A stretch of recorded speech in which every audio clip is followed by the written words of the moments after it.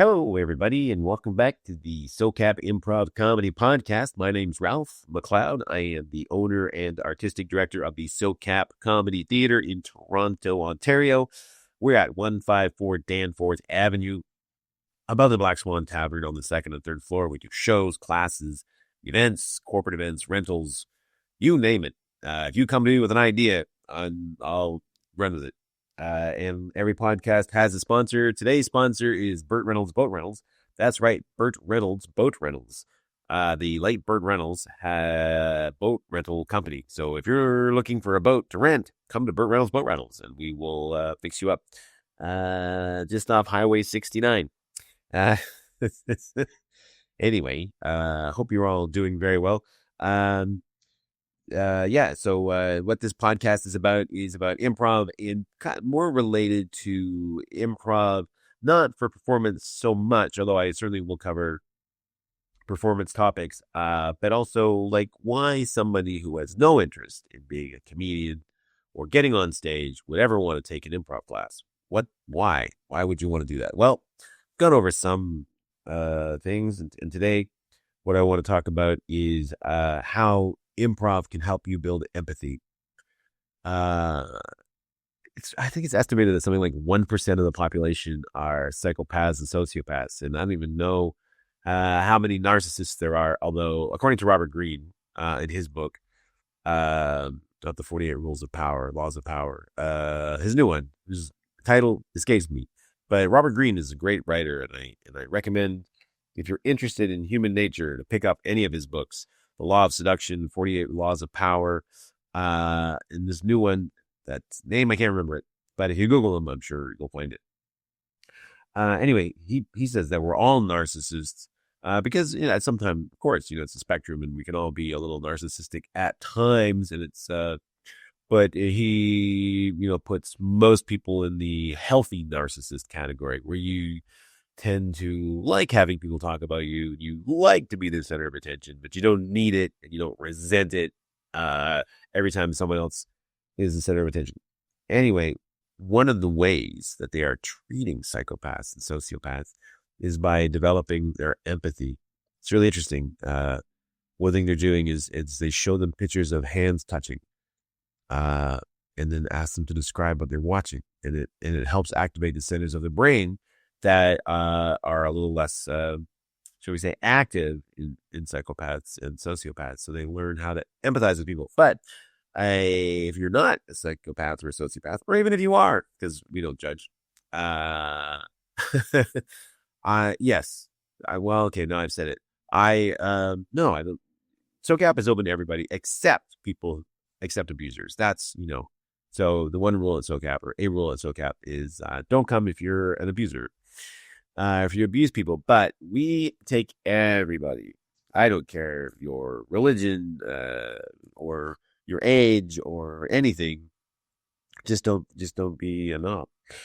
But anyway, back to the topic at hand. What I was talking about is empathy, and because we're all like in our little worlds, we do our things. And, you may be, a boss. You may not be a boss. You may be a parent. You may not be a parent. You may be a teacher. You may not be a teacher. But what improv allows you to do is role play all different kinds of scenarios. You can, if you're male, you could play a female character, but vice versa. And, when I teach, at least, I always encourage people to be the smartest versions of themselves. There's an interesting thing about improv. Whenever anybody plays like a doctor, someone said this, and I wish I knew who said it, because it's absolutely true, that you would never go as a patient to an improv doctor because, of course you wouldn't anyway, but you wouldn't, because everybody who plays a doctor will be a bad example of a doctor. Like, they won't know what they're doing. They'll operate with chainsaws.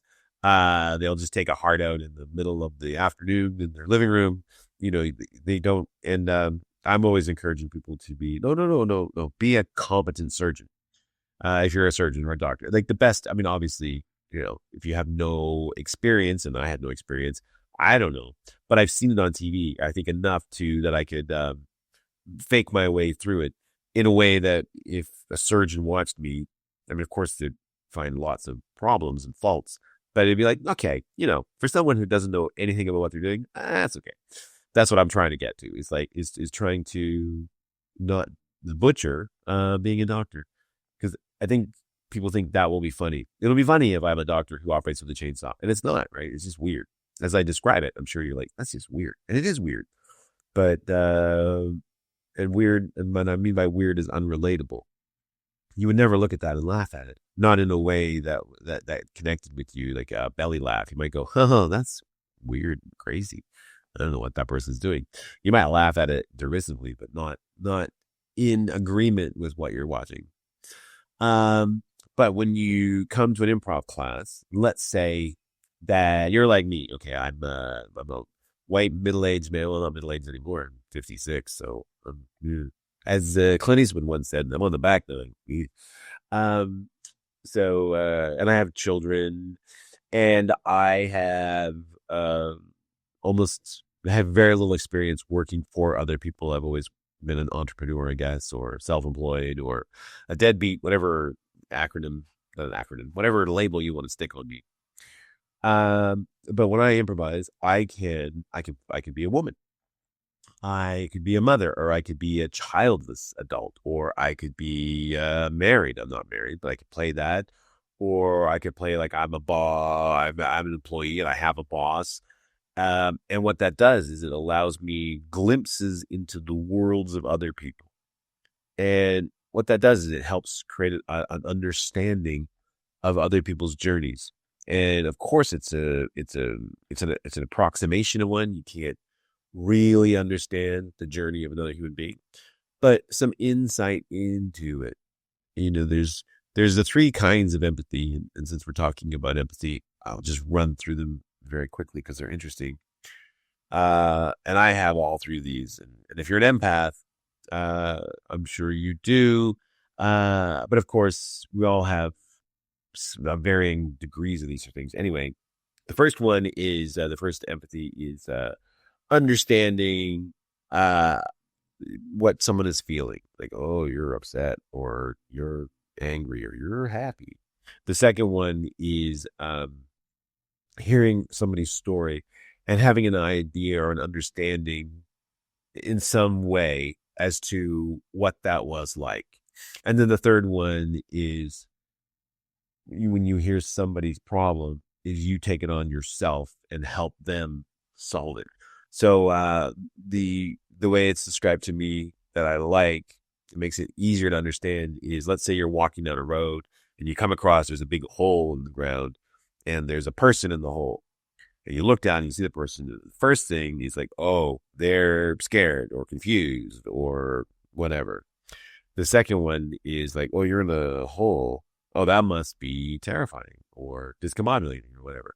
That's the second one. And the third one is you jump down into the hole, like, okay, your problem is now our problem. Let's get out of this hole. And of course, that's where empaths have some problems, is taking on other people's problems and solving them for them in order to get, liked. And sometimes that works out, and often it does not. So that's the thing. But building empathy and understanding of other people's journey is, I think, so important, because without it, we all just look at everybody else through our narrow experience, right? Like every time I hear that phrase, like, well, if I did it, anybody can do it.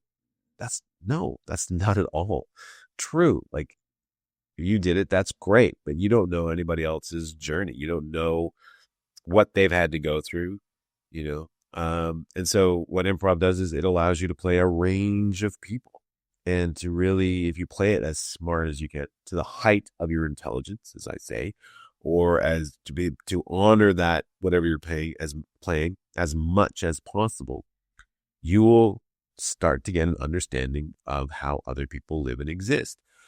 And there's this thing about our brains that so wherever you're sitting right now, listening to this, if all of a sudden the door opened, and all these puppies ran in and you played with them, that experience, whether that really happened to you or you imagined it, as far as your brain is concerned, is the same.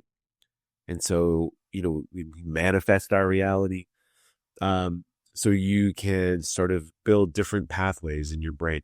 Brain plasticity, which is an episode I'll be talking about at some point. Another benefit of improv, you know, generating new pathways in your brain, which, is good for improv, but then that's also very good in a lot of other places in your life.